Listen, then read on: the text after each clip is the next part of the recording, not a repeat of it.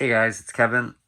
I wanted to show you a quick little video of a gadget I built for testing. This is a very simple, very rough little guitar amp tester. It's basically a guitar pickup on a block with a string to give me a quick and dirty way of simulating a guitar signal in my shop without having to pull out a guitar.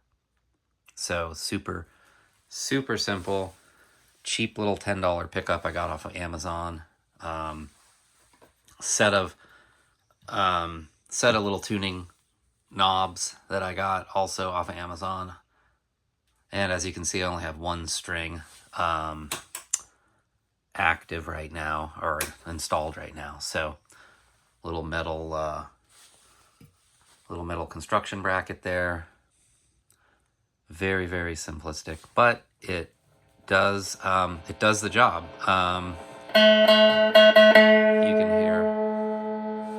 You can hear I get a nice solid signal. So that's it. Just a real simple way of bench testing for amps and effects. Let me know if you have any questions.